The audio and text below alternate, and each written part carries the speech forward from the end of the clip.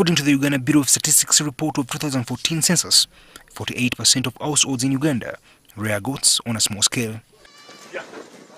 However, a majority of these farmers are ignorant about the kind of breeds they are rearing.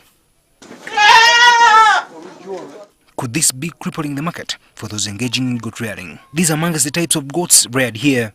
For instance, hybrids, which are Savannah and Boer goats that originates from South Africa. As for us, we have the two. We have the Boers and we have the Savannahs. But Savannahs survive more than the Boers.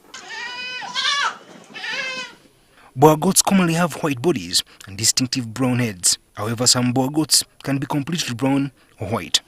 Boers can put on weight, or it can do a weight gain of 600 grams per day, maximum. That is a pure and well managed. For Savannah, they are purely white and fairly long, slightly curved heads and ears which are in an oval shape. Savannah is good because it has a libido as compared to the Boers. Because one male can serve 50 females. That is the ratio. One male per 50. And the Boers, one male at 25 females. So that's why for us we stick on Savannahs. Ami Semanda is a veterinary doctor in charge of breeding at Sembeguya Farm Estate in Sembabule district. He believes that for any good farmer to realize profit, hybrids are the ideal. Me, I always call them the money makers because of their growth rates and their maturity weight. Semanda says the two breeds are marketable, both at domestic and international market. We produce the goats here, but even the local market is high. Amis Semanda explains what one needs to rear Savannah and Boer breeds. And housing is very vital for the goat farmer. Most of them, they build a house which is closed like for human beings, or which is less ventilated. If you look at our house here, we chose to put the most expensive one in the cheapest house, so that the farmers can know that even if he doesn't have the money, he can do goat farming and a good housing. A good housing is all about the ventilation. Goats don't want to stay in the house most of the time or in the shelter.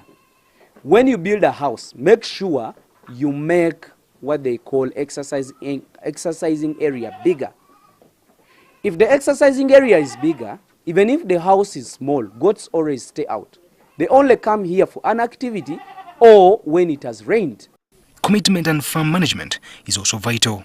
Me, I always say that we should get dedicated to jobs, or you don't even have to cohabit on the work. You get married to that work. That is my say. So if you get married to that work, you can even tell your woman, I have a second wife. Of course, she will be surprised and say, who is that? You say the goats. If you're not at home, you have to be at the farm. When it comes to their feeding, a farmer can opt to use zero grazing or free range. If you have the land, you just let them go. They harvest and then come back here, chew cud and convert for you money. With zero grazing, you have to provide feeds. Let's say you can do silage, you can do hay, you can do hydroponic. Hydroponic is also a very good idea, more so for those people who don't have big lands. Vaccination and spraying of goats, which Semanda says are often ignored by farmers, must be done frequently. Do a good housing, do spraying every week, do deworming every week, vaccinate those other diseases that you have not seen so far. And goats is a business that you just invest in once. You wait, they tell you that we have produced around 50. Then you keep smiling. Inbreeding is another mistake that is ignored by farmers, which affects the quality of production on the farm. You let the dad serves the kid, and the kid serves the sister. That is very dangerous.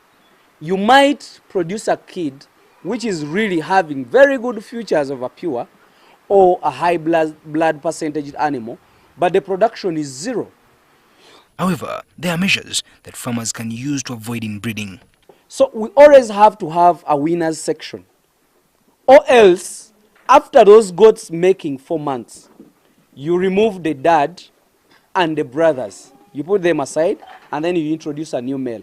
A new male can serve the mother and the kid, and there is no inbreeding. The gestation period in Savannah and Boer goats is at 150 days or 5 months. Next week on the farm, we will look at the pros and cons of keeping local breed goats, which are more resistant to weather and diseases. Ivan Chimulichigozi, NTV on the farm.